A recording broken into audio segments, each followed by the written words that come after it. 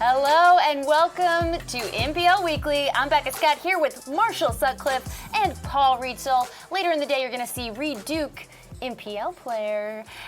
Fellas, hello. What up? Hey. Oh my gosh, we're here again on a Saturday. Aren't you excited? I'm so excited. Usually you start out by saying you're excited, and then I get excited. Now I'm excited. Right. We got the classic Becca. I'm excited in there. I needed it. I am excited because this is week 2 of our core split, and we're doing something a little bit different formatting-wise in this split, which is each division is getting their own day of the split. So there are 4 divisions. Each has 8 players.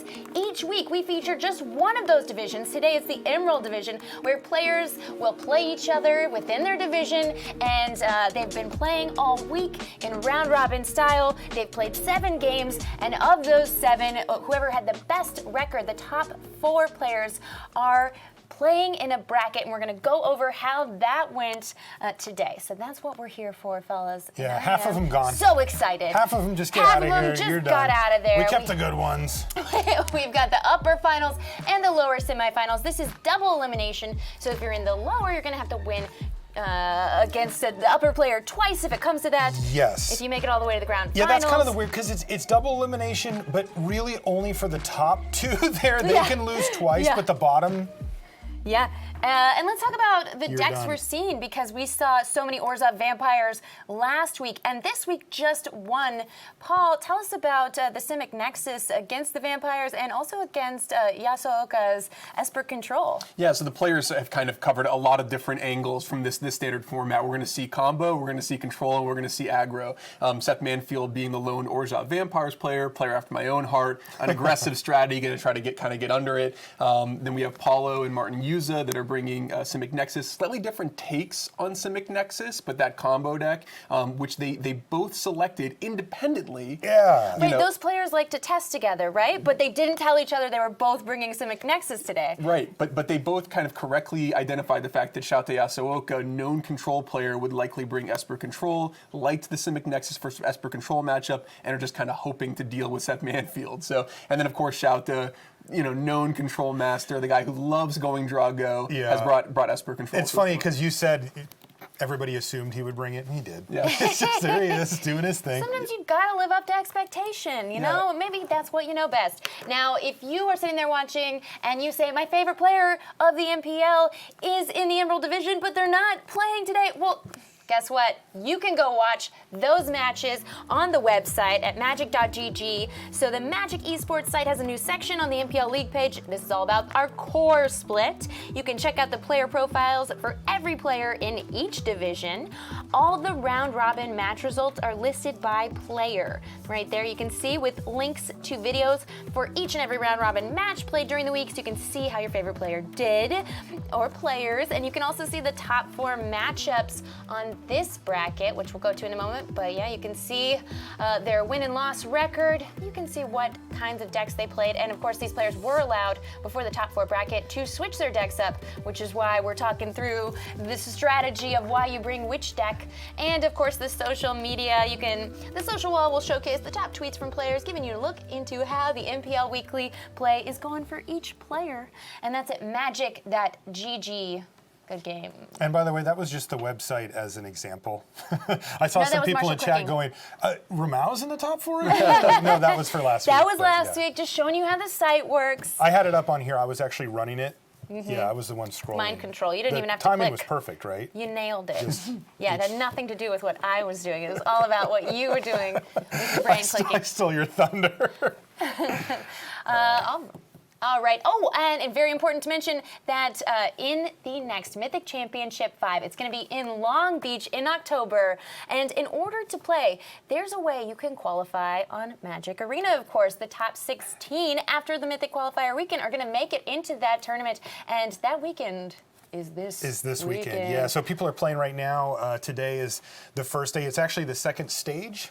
Yeah. Yeah, you actually have to finish top 1,000 for the season, for the month, and that qualifies you to play today. If you do well enough today, you get to come back and play tomorrow. If you do well again tomorrow, then you will be in the top 16, and those top 16 players of that huge group will join everybody else at the next Mythic Championship. Really tough tournament, you know, to obviously have to grind through to Mythic and then make through this 2-day tournament, but it's a way that you can get to a Mythic Championship, again, in Long Beach coming up, just from home, you know what I mean, just playing arena. And I know personally, you know, some of my friends, Hall of Famers, you know, other people are playing the Mythic Championship qualifier this weekend, so if you're part of it, you might run into one of them. Oh yeah, and a bunch of other really tough players. That is no small feat, but a big accomplishment if you get there. Absolutely. Okay, so let's see what this first match is going to be for the day. It's going to be the upper finals, and here they're head-to-head.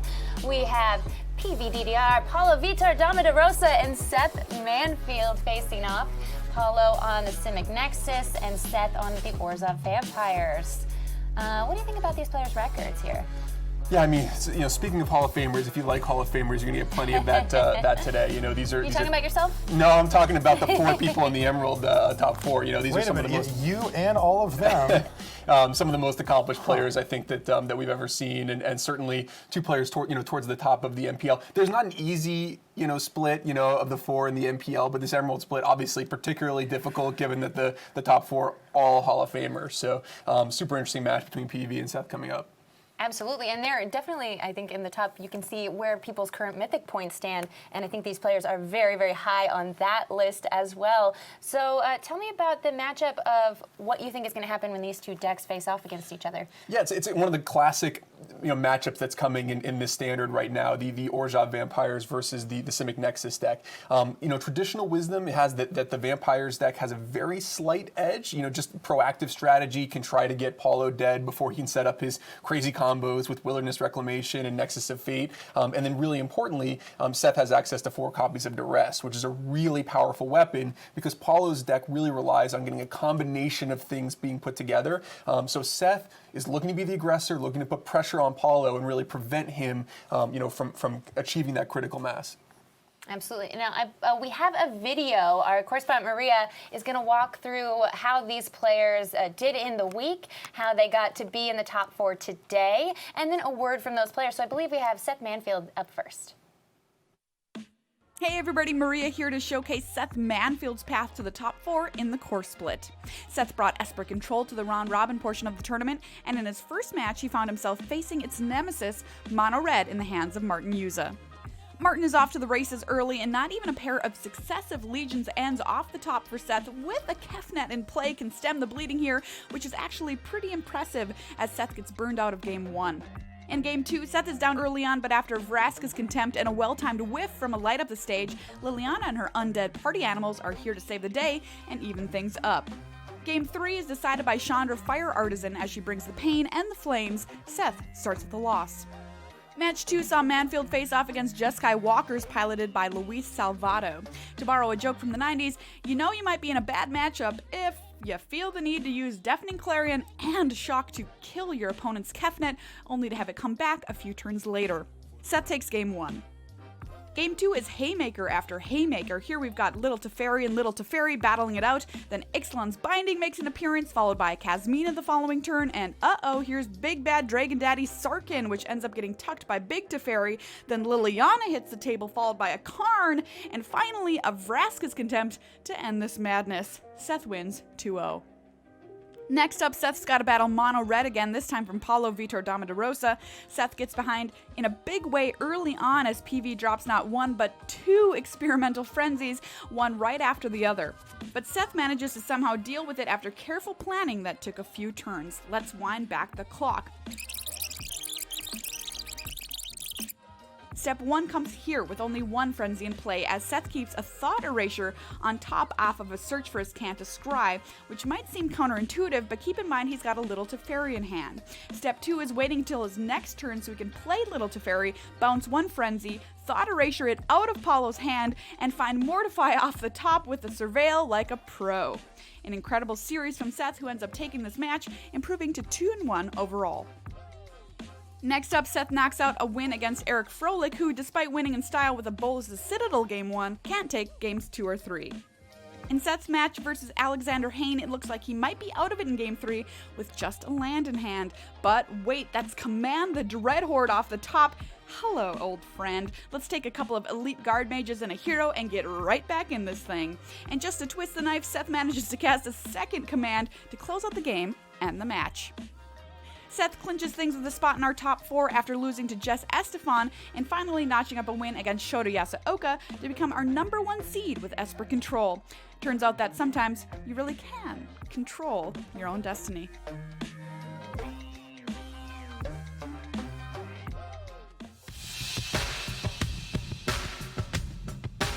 So I chose Esper Control this week. I was undecided for a while, and then I kind of brewed this deck up at the last minute. I felt like I hadn't been seeing any Esper Control on Arena. I thought, oh, everyone else is going to bring vampires. Let me do something different and play this Esper Control deck that I had been working on. I actually think it has a good vampires matchup. Never got to play against vampires this week. So that was kind of unfortunate. Did my best to try to predict the field. I swung, completely missed.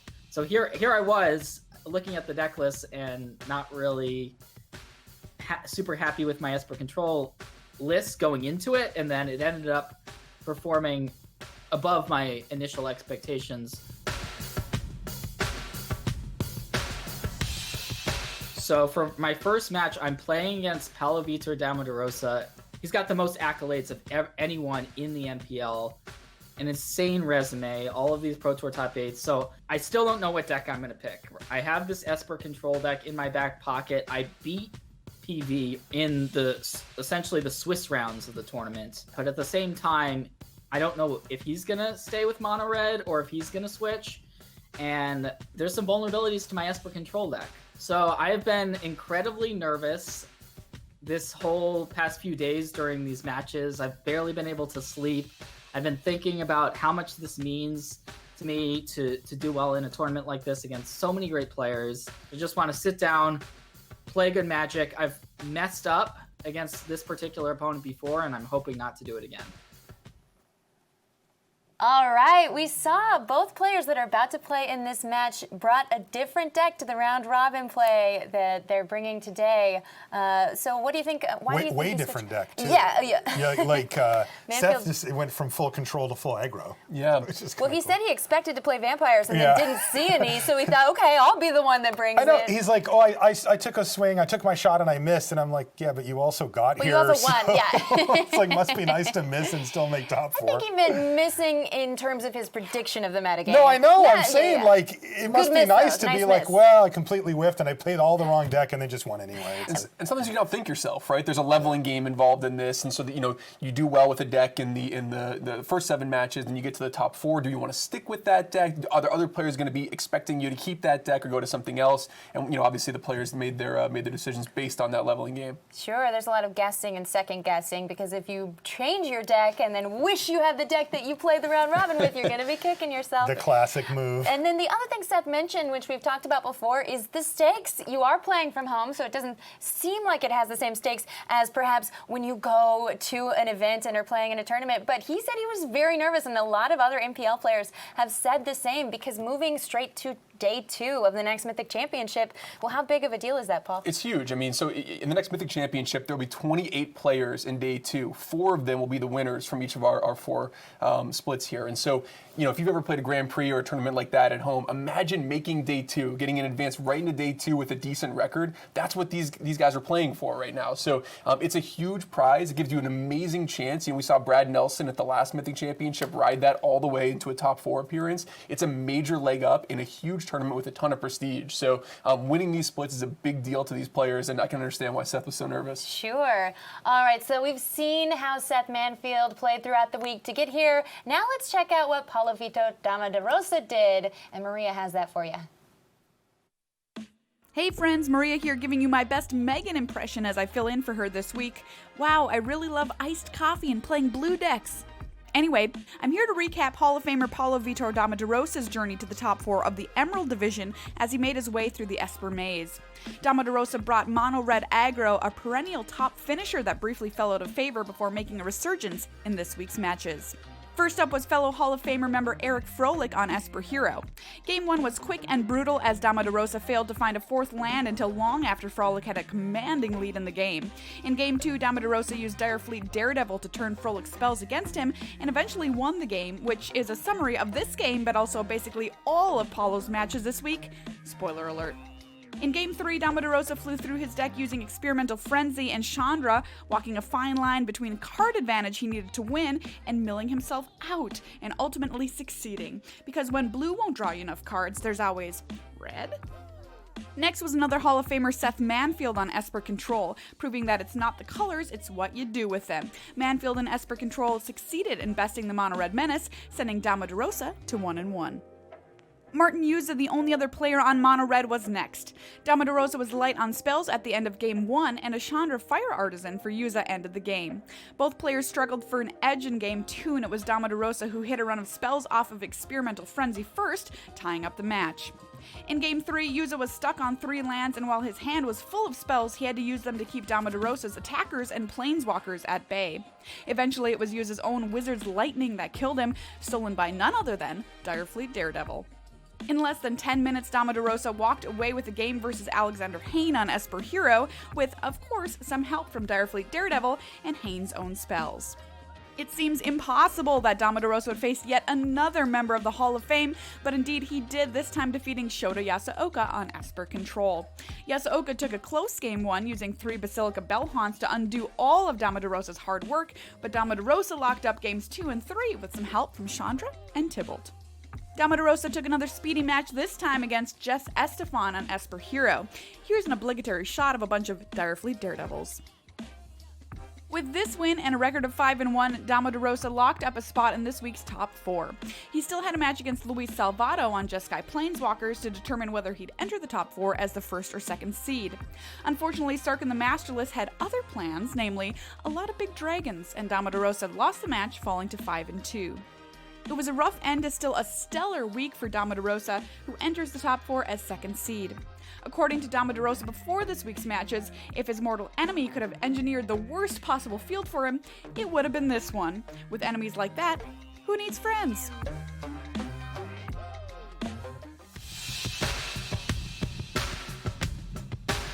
So I chose to play Monorad because I felt it had a good matchup versus Vampires, which was the majority of the previous division, but apparently everyone thought that and no one actually played Vampires in our division. But mostly because I felt like it was a safe choice, because it has game against everything. Even though Red has good and bad matchups, it can beat everything with the right draw. And I didn't feel confident enough in predicting what my opponents were going to play a deck that was more polarized. So I just chose a deck that I knew how to play, I knew how to sideboard with, and I felt had decent game against basically everybody.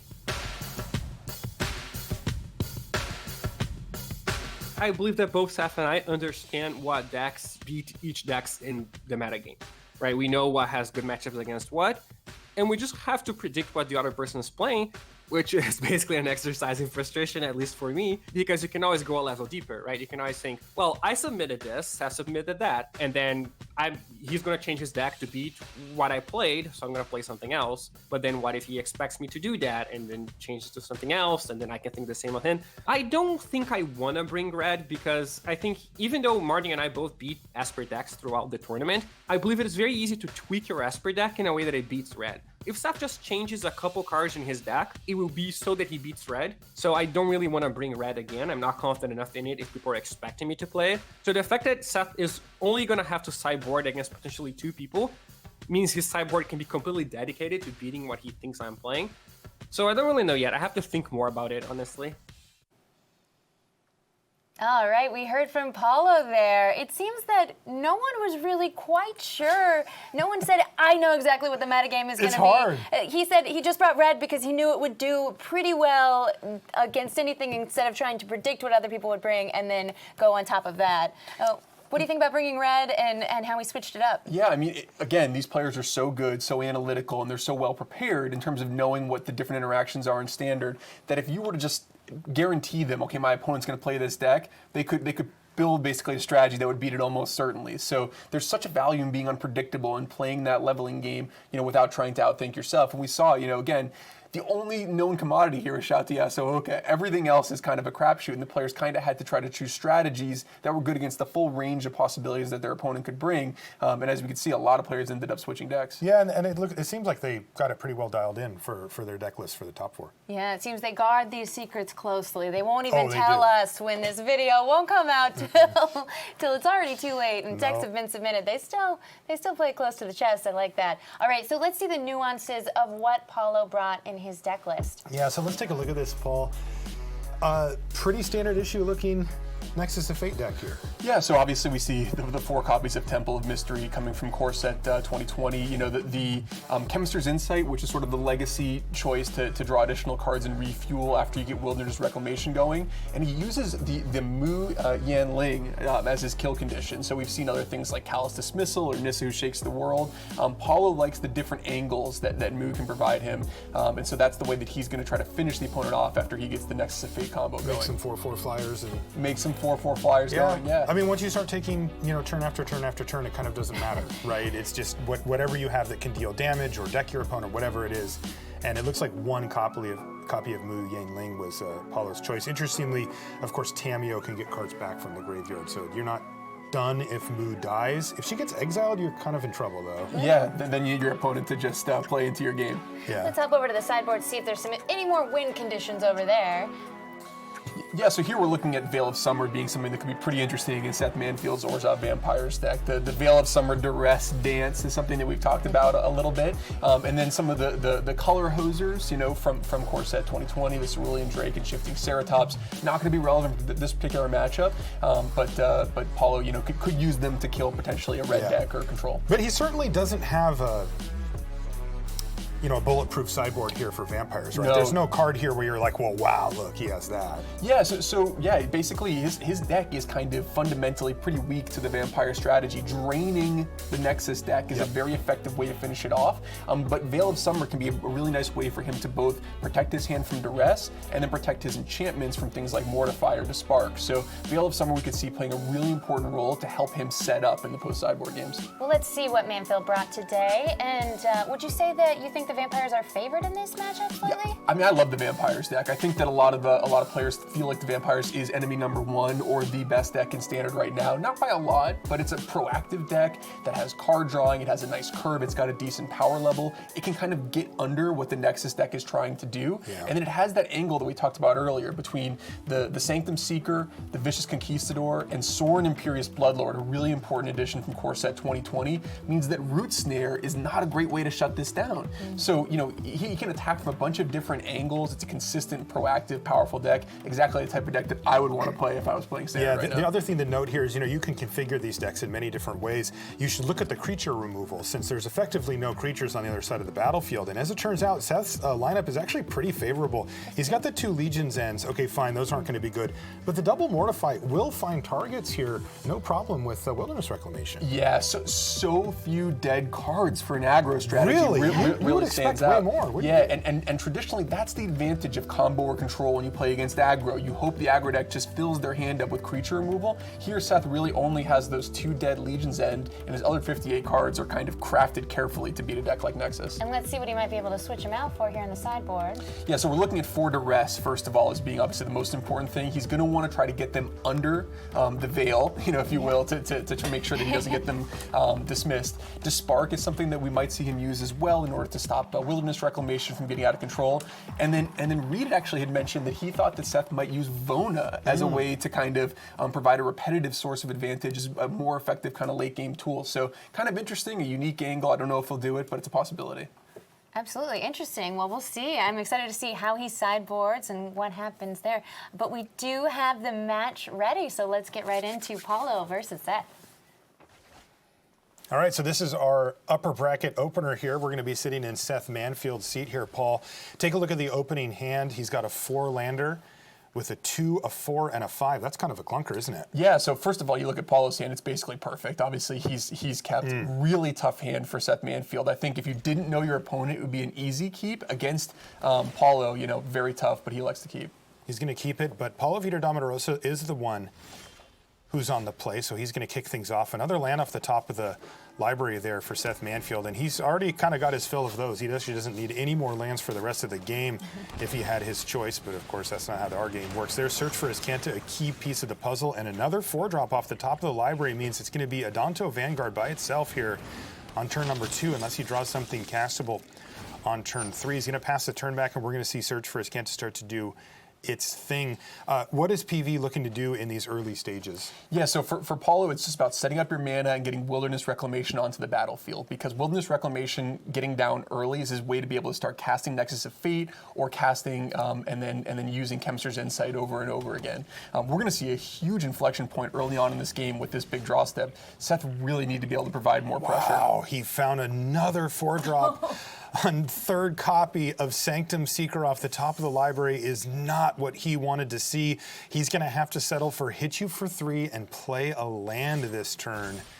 Rough stuff here. He kept the clunky opener and it has not improved for him. And it looks like Paulo's actually considering Blink of an Eye, though he's decided against it here. He'd rather just give up the 3 damage. Yeah, Paul has the whole world in his hand right now, Yeah, right? he's looking beautiful. He's being able to play the Wilderness Reclamation this next turn. Seth does not have access to Mortify, so then Paulo can just start utilizing things like Opt, Blink of an Eye, the Search for Azcanta, and then additionally, more card draw that he'll find to be able to tear through his deck and eventually start using the Nexus of Fate. So yeah, this is so slow here. This is exactly the type of thing that Paulo wanted to see on the other side of the battlefield. You can see the next couple of turns kind of play out in front of you, right? He plays a Wilderness Reclamation, he passes the turn. Seth plays a Sanctum Seeker. He Blink of an Eyes it back. He only takes 3 damage for the turn, and then he untaps. And if he can find a card draw spell, he's off to the races. So I'll take lunch if that's it's pretty much. Sounds like you pretty much have it covered there. It looks like Paulo's going to take a slightly different line, not wanting to run into Mortify here and not cast Wilderness Reclamation. I think he figures, look, I'm only facing the 3 damage anyway. Yeah, I think it's a pretty smart play there from PV. It's a situation where if Seth has Mortified, then playing Wilderness Reclamation allows his Seth to use his mana really efficiently. Paulo probably feels like he's so far ahead right here that running into Seth being able to use his mana on curve is the way that Paulo loses this game. Yeah, now Seth did draw Sorin, Imperious Bloodlord, so he could have a fairly explosive turn here. He could play Sorin and then minus it to put in one of his 4 or 5 drops. And it looks like Paulo says, well, I'm going to make sure to use up my mana this turn and take no damage, so I'm going to Blink of an Eye right now on a Danto Vanguard. And it works really well against what Seth's possible line was, right? You could see a situation where he played Sorin, minus it, put Champion of Dusk in play, drew a bunch of cards, and maybe found something like a Mortify. But now, he has no board presence whatsoever, and, basically playing a 3/4, very lonely Sanctum Seeker. That's right. Now, and of course, every time Paulo casts these spells, he is working his way up towards Search for Azcanta. In fact, it looks like he is trying to transform it now by casting Root Snare on his upkeep with the ability on the stack ball. Yeah, it's amazing. So one of the things about the Nexus deck is that you're just trying to rip cards in your graveyard as quickly as possible, because Wilderness Reclamation allows you to use Azcanta the Sunken Ruin twice every turn, starting next turn. So kind of everything coming up Paulo this play, and a really smart play, given how many Root Snares he has access to, Awesome. to burn one of them to flip that Azcanta. Yeah, beautifully played here by Paulo. We mentioned earlier that the Sanctum Seeker gets around Root Snare to a point, right? You get that one drain, but it still does prevent the damage, and it can certainly mitigate quite a bit of what's going on there. It looks like he's going to go for the Sorin, the Sky Marcher Aspirant. Oh, maybe I was wrong. Maybe he just wants double Sanctum Seeker here. Yeah, I mean, it was one of those things where you get to these situations in the Vampires versus Nexus matchup, and if the Nexus player is sitting around 8 or 9 life, there's maybe some hope of being able to kind of drain them out with Sanctum Seekers. But right now, I don't know if Seth's going to get enough turns and enough attackers to be able to kind of pull that off. So that's what he's going for. He's going for let me just put as many creatures into play as possible and try to trigger Sanctum Seeker as many times as possible. So we're going to see Azcanta the Sunken Ruin activated first. That does leave Paulo with enough mana to fire off a Root Snare to prevent 3 damage if he'd like. His life total at 13 seems worth it. And look at that, he found a Nexus of Fate. That's called knowing the matchup right there from Paulo's perspective. You think Root Snare just to prevent one creature from hitting you, but really, Paulo has got this thing, basically locked down if he doesn't get drained out by Sanctum Seekers. He found another copy of Wilderness Reclamation off the top of the library, Paul, and this is going to give him yet more access to the search for Azcanta, I should say Azcanta the Sunken Ruin at this point. And with that one Nexus of Fate, we could be off to the races. He might, Seth may not get another turn here. Very, very close to deterministic at this point, yeah. That he's going to be able to activate Azcanta so many times. If he doesn't find additional copies of Nexus of Fate, he'll find things like Chemist's Insight or Opt or other things to get him through it. And again, every Nexus of Fate allows him to take another turn using Azcanta 3 more times, and so he's going to be able to tear through his deck. And with the Nexus of Fate deck, every time you're drawing additional cards, you're shrinking the size of your deck as well, making it more likely that you find additional copies of Nexus of Fate. And Seth, unfortunately, tapped out. Not a lot he can do to stop it. Yeah, the 3 pieces of the puzzle, right, from Paulo's perspective are Wilderness Reclamation, Nexus of Fate, and a way to draw or find cards. And he has those. Yep. And once those are set up, you are in a beautiful position if you're sitting in Paulo's seat, and it looks like he is, as you said, nearly deterministic. I mean, that means that he almost has inevitability at this point. He found a Chemist's Insight that he can use instead of the search. Usually you'll see the players play the search because it actually digs deeper. To try to find the next copy of Nexus of Fate. That's kind of the next action item here for Paulo Vitor Damo Da Rosa. And we're going to see him do this again. And there it is, Nexus of Fate.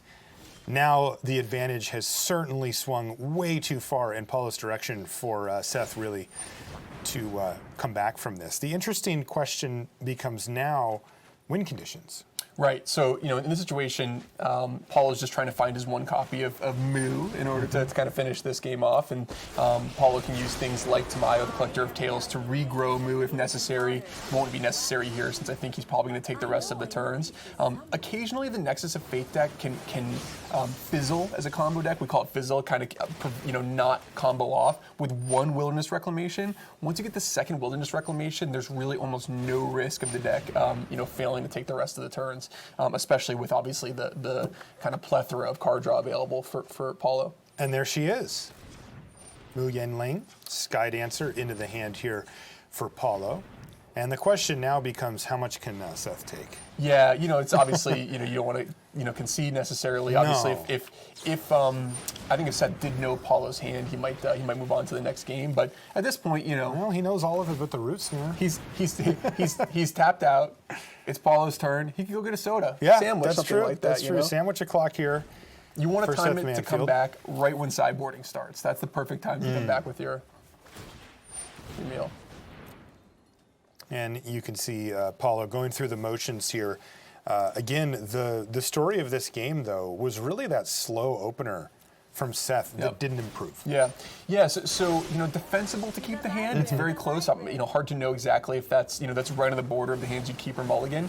Obviously, if he draws a 1-drop on turn 1 or 3-drop on turn 3, the hand looks decent. He's able to apply a decent amount of pressure. You would have mulliganed that. I think I would have. I've watched you play enough. I know you would not keep that hand. Yes, especially with the more generous mulligan rules that we play with now in Magic, especially with an aggro deck and knowing the role in this matchup. 1-drops just seem to be so important to me, or at least the ability to curve 2 into 3, or something like Mortify. And this draw really relied on Seth kind of drawing the perfect combination of cards, which didn't happen. Which is not what happened, and that is game number 1 going to Paulo Vitor Damo Da Rosa. He was on the play, and he got the job done. Now we're going to see the sideboard plans happening. There's the Dispark that you mentioned that he can use for Wilderness Reclamation. Here comes the Duresses coming in. And let's see what he wants to take out. He hates these Legion's Ends, and it looks like he's going to trim a little bit of the more expensive cards. And he's just going to bring in only 2 copies of Duress. So Seth, recognizing that he wants to keep the pressure as the focal point of the deck. He's not trying to pivot into some control deck here. Yeah, and importantly, because of Veil of Summer, you actually have to kind of play a little carefully with your Duresses and find the right window to cast them. You really ideally want to cast it when your opponent doesn't have mana up. And so while it might be surprising to only bring 2 Duresses in against combo, it certainly surprised me. It's certainly an understandable thing for Seth to do.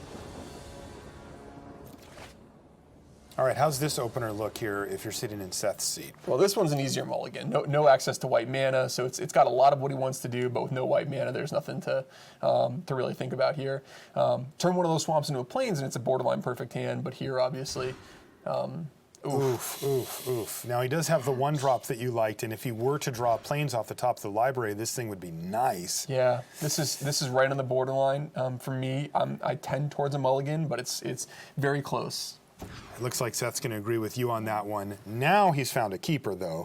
A bunch of cheap cards and both of his colors, but of course 2 of these have to go away. Yeah, but importantly, even getting rid of 2, he still has the ability to flip Legion's Landing on turn 3, which is which is a way that he can kind of recoup one of the cards from his mulligan. So wouldn't be surprised to see him get rid of a Adanto Vanguard and probably the Knight. And keep the Legion's Landing, Sky Marcher, Aspirant, and Vicious Conquistador. Interesting. Okay. Aspirant makes a little bit of sense. The Conquistador does a better job than the Sky Marcher Aspirant in this matchup. Especially given his mulligan situation, you know, you do need critical mass of permanence. Oh, wow. What? Holy. What? No. Never. So that's surprising to me. Interesting. So he sees the curve here of probably Vicious Conquistador into Adanto Vanguard. No, I was wrong.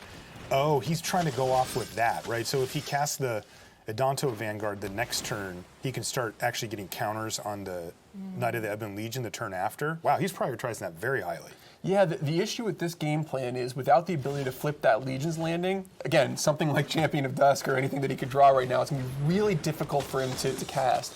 So he's really relying on those 5 cards that he started with, dealing all 20 damage to Paulo, which is a big ask. Yeah, so he's got the combo set up here. It's if anybody lost the life, so he's going to get the counters going just by activating the Adanto Vanguard, and he knows that Paulo is unlikely to be able to affect his life total in any meaningful way in any time frame. But he's all in. Yep. I mean, this is his plan. This is why he kept the hand that he kept. Yeah, and uniquely, this hand, because it doesn't have access to either Sorin, Imperious Bloodlord, or Sanctum Seeker, only has that Vicious Conquistador for the draining aspect, and so the root snares in Paulo's hand actually loom pretty large as an effective way for Paulo to buy additional time. So, Paulo's hand, on the other hand, not as good, lacking access to Wilderness Reclamation. He decided to wait a turn on. Or he didn't have an untapped land, for Search for Azcanta. So neither player kind of running, on all cylinders right now. Interesting to see how this develops. Yeah, interesting too. He did draw a land for the turn, and boy, a Sorin would be fantastic if he could find one. But he is hitting extremely hard, and it's good news for him too, because Paulo has had the double Temple of Mystery into Hinterland Harbor here. He just has not been able to play his spells in a quick fashion. So. Right now, he's under tremendous pressure now from Seth Manfield. He just hit him for 9. He's hit him for 9. He's down to 11, and he passes the turn back. Now, the good news for PV is that he does have a pair of root snares in his hand, so he can eventually start to do those. The bad news for him, still really clunky. Yeah, and you don't want to just be, firing through your root snares. No, and Paulo's hand actually has aligned pretty well with Seth's Gambit here. Seth's Gambit working out pretty well. He said, look, I don't have a way to kind of play a long game here, mulligan down to 5 cards. I need to just try to get you dead. And so he's doing that, and he's going to force probably the first root snare here. Really interesting decision there on Paulo's perspective. He really wants to get Search for Azcanta down so that he can then play Wilderness Reclamation if he draws an untapped land, start casting root snares to stay alive, and then activating Search later on. But the time window is just really tough for him here. Yeah, he's going to need to find an untapped 4th land here. That's step 1, right? If Paulo doesn't find a 4th land for turn 4... then we're done. Yeah. I mean, not done, but we're getting there. Oof, it's Growth Spiral. Does he have to spin the wheel here, Paul? I think that might just be it, honestly, because he's going to have to fire this next root snare off. But can he Growth Spiral into an untapped land and then play root snare? He can, but he doesn't have enough other things going on. He hasn't found the right window to get Search for Azcanta down, and so Paulo with kind of all of these coming to play tap lands, and Seth might steal one here on a 5-card hand. This is really crazy. Seth went all in on this game plan of activating his own Adanto Vanguard, and here's a big gamble from Paulo. Does he find a land? No, it's a Search for Azcanta. and he's just going to be dead. Wow, game number 2 goes to Seth Manfield. He takes the big risk, and it pays off. Yeah, it's certainly an aggressive and bold play from Seth. That's the benefit of playing an aggro deck sometimes, right? Your opponent can have a clunky draw, can have lands that enter the battlefield tapped, and Seth just got him dead. So not the way I would have played it, but I may not have won that game in Seth's shoes, so impressive play from him. Now we're going to be, of course, in Seth's seat. We're on the draw now. Mm-hmm. And if that's the case, does anything change sideboarding-wise? He's looking over everything right now. So fundamentally, duress gets a little bit stronger when you're on the draw, because you're going to want to be trading off resources more often when you have the extra card. Mm-hmm. But I think Seth, again, wants to keep his threat density as high as possible and guarantee himself the best chance at a good curve.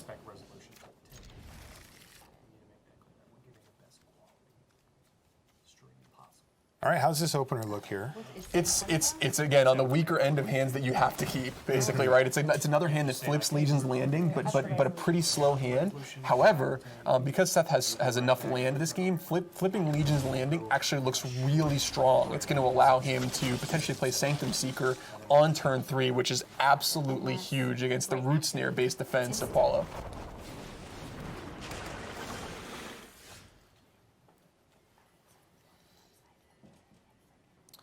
So now kind of a decision point.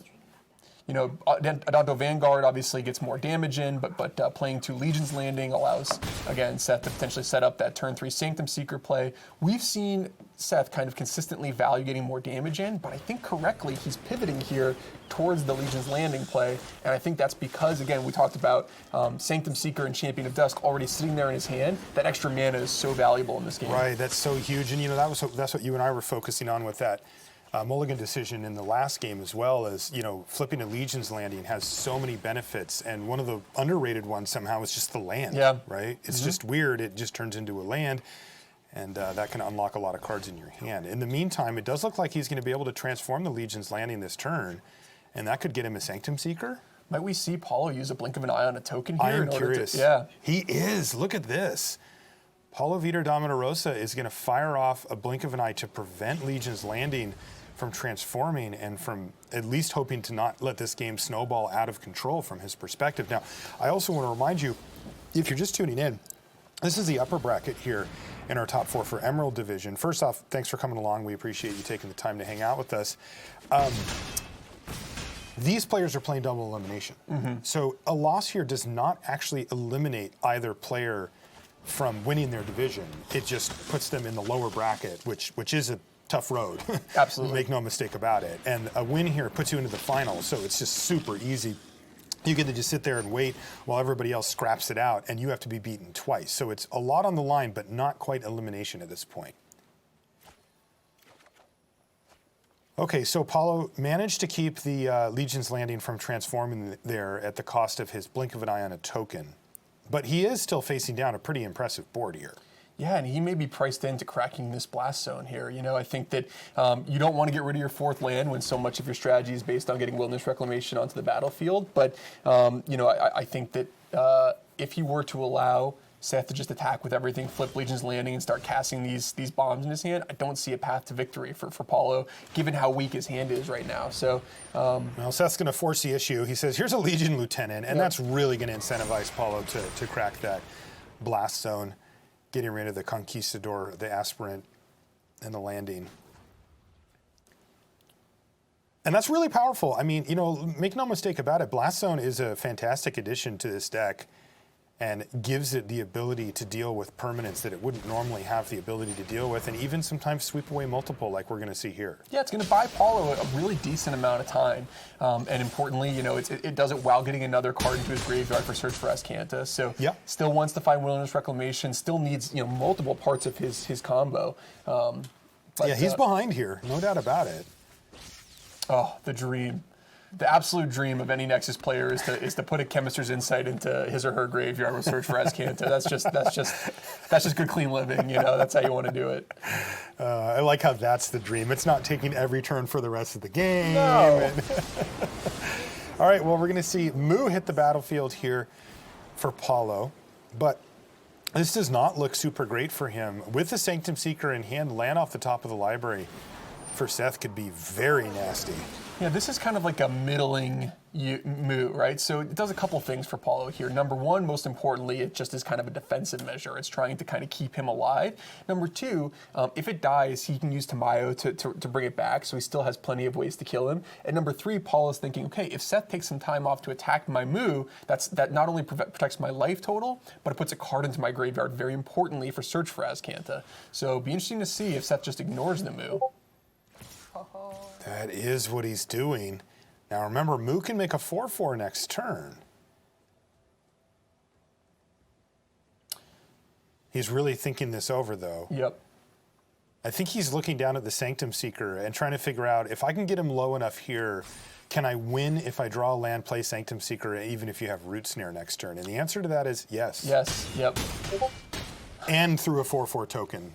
Right, the 4/4 token won't stop Sanctum Seeker's triggers from finishing Paulo off. So the interesting thing, though, right, is that you know, that land is going to be very important. He's going to have to find that land at this point, because now, you know, Paulo's going to have access not only to Mu being able to make tokens, but potentially Root Snare, and then Chemister's Insight as well. So, you know, Paulo is basically like a wilderness reclamation away from starting to get to do some really filthy things.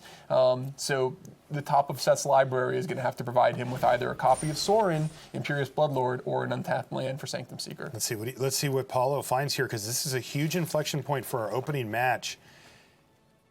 It was Nexus of Fate, but he said no to it, but of course that gets shuffled back in. Now, he did find another land with Breeding Pool, but that really wasn't what Paulo needed. Yeah, that was the worst case scenario for Paulo on that sequence. Not only is Nexus of Fate not the card he needs in this moment, it shuffles back into his library, so it does not help him flip Search for Azcanta, and then he drew Breeding Pool, which is, you know, other than perhaps the third copy of Search for Azcanta, arguably the worst draw step in his deck. So, you know, kind of the, you know, if last turn was the dream, this is the nightmare for a draw step for Paulo.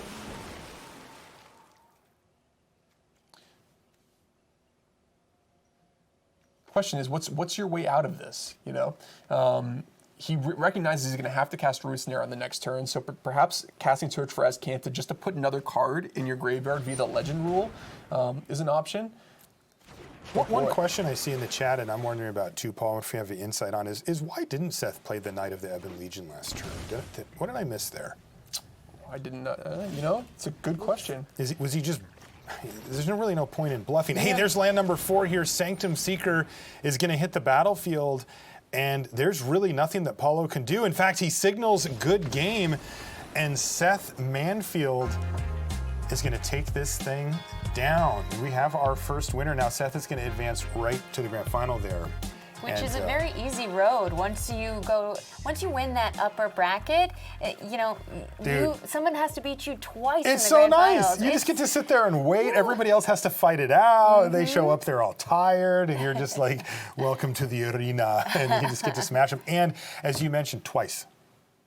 Absolutely. They would have to win 2 entire matches against Seth Manfield now to take that spot away from him. And Vampires seem to be the better, in all these matchups, seems to be the better deck. I mean, I love that game too, right? You know, Seth had the mulligan down to 5 cards. We're all thinking, oh my God, he's down a game, mulliganing to 5. That's a really tough spot. He made a very bold decision to kind of keep a power and damage-based draw as opposed to trying to go for kind of a mid-game. It worked out really well. Paulo's draw was clunky, and then Seth took game 3 as well. So very impressive. Sometimes the best deck just looks like the best deck. Well, absolutely, and not thinking about that. There's a little bit of a combo there, right, between Adonto Vanguard and Knight of the Ebon Legion. That we were all thinking, oh, of course you want Legion's Landing, but Seth he went for maximum damage. Yeah, he just went for, I don't care, I'm doing the most amount of damage I can in the absolute shortest period of time. Well, we do have a word from Seth as he spoke to Paul Cheon right after his win, so let's see what he said about it.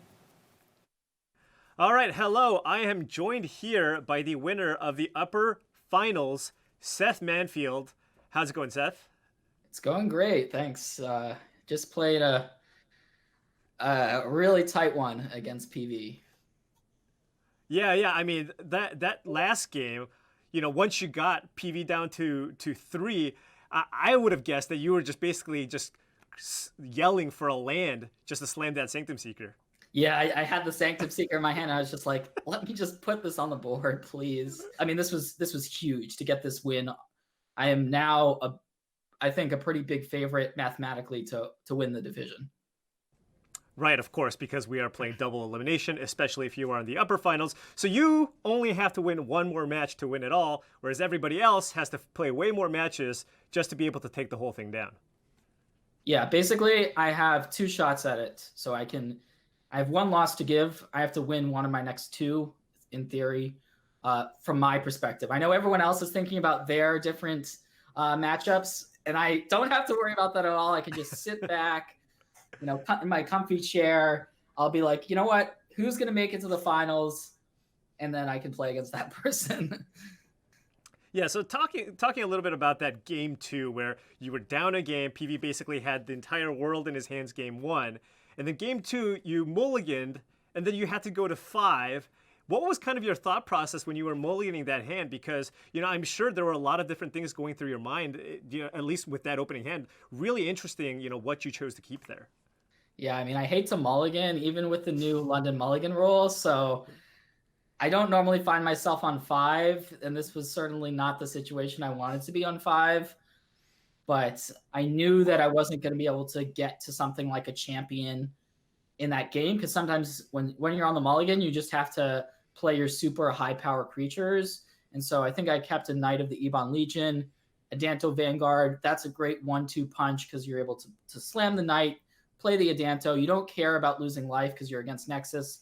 They're not pressuring you at all. So I was able to get those 2 cards on the board, which is kind of my ideal start for a multi-5. So it was a pretty good multi-5. Yeah, no, definitely. I mean, if you were to choose a 5, I mean, Paulo also had to stumble a little bit, but, everything had to line up properly, and then you also just put yourself in the best position to win, because that play, with Knight of the Ebon Legion into Adanto Vanguard, that was super cool. All right, so we have a few possible outcomes for you to play against, right? We have 2 Nexus of Fate decks, along with, Shota Yasuoka on Esper Control. Now, if you were to kind of choose and figure out what the matchup you'd rather see in the final, which of those decks would you rather see? Well, I think it's most likely going to be a Nexus deck, just because there's 2 Nexus decks, and we already know that PV is automatically going to be playing a match to try to make it back to where I am. So I'm expecting Nexus. I think that Nexus is probably favored against Shoto's deck. Honestly, I didn't fully look into Shoto's deck, so it might be something sick that I'm not fully aware of yet, and I'll have to read up on that if he makes it to play against me. But I mean, I like my Nexus matchup. That was part of the reason why I chose the Vampire deck, was because I thought there was some chance that my fellow competitors would try to, pull a trick out of the hat and bring Nexus. And so I think that Vampires might be the only bad matchup that Nexus has. So even though it's not like an insane matchup for me, we saw I could have very easily lost against PV. I think that I feel pretty good right now. I was talking to my teammate Brad, and right before I submitted my deck for the finals here, and he said there's 0 chance. He's probably not going to like that I'm saying this, but he said there's 0 chance that anyone was going to submit Nexus. And I was like, well, I'm not so sure. Calling him out. Like, I think it's possible that there might be some Nexus. Obviously, I still have some work to do. I don't want to let things get to my head. It's still Magic. Anything can happen. So, yeah. Yeah. I mean, it looks like you did a really great job of predicting the metagame for this. And, you still have some matches to play. So best of luck in the finals of the split. Thank you. All right, so we saw Seth Manfield there talking about how he does just get to sit back in his chair and twiddle his thumbs for a minute. Yeah, you could tell he was like, I'm really happy that I don't have to worry about this, but also he's played enough Magic in his career to know I don't have this locked up or anything. Absolutely. Yeah. But even in dire straits, Seth was able to mulligan to 5 and then win so quickly in game 2. Yeah, and just a quick follow-up to that last play where we were talking about the Knight of Ebon Legion. They were saying in chat, Ben Stark was saying he was thinking that it was because if Paulo had Veil of Summer in his hand, that would turn on the ability to draw a card with it, and since it didn't matter for combat, That's why he didn't. Right, do it. he had enough lethal damage to force a root snare from Paulo anyway, and so it was Sanctum Seeker or no, adding more creatures to the board didn't matter. Yeah, it's the gentlemanly way to play. You know, you keep your gloves Oh, on. you in think the it was 'cause he was duel. being gentlemanly? Yeah. You haven't If met don't- Smith. You need to Seth, do he'll exactly smash. the amount of damage and no more. Oh, he was going for the perfect no. All right. Seth will bury you. Now, He'll get you. I don't doubt that. Now, if you're wondering if you love watching Seth play and you want to watch all 7 of his round robin play matches this week, you can do that by going to magic.gg. So check out the new features on the Magic Esports site. You can find the full roster, results from all those matches of our core split play here, and each match has a VOD. Dive into what those favorite players did. You can find all of this at magic.gg. I'm very excited about this feature. I know I've been reviewing some games here, and just glad that we've added this neat new feature. So we're going to be reminding you that that's where you can find it. Draw first or play first? It's going to be play first. All right. Good prediction. Thank you. Oh, I didn't even see. Yeah, that was my skill here. Totally aware. When you're playing aggro, play first. Play first. That's my advice. That's I my like it. advice. Yep. All right, friends. Now, when we get back, we're going to give Paul a little break, and we're going to put Reed Duke in the hot seat right after a short break.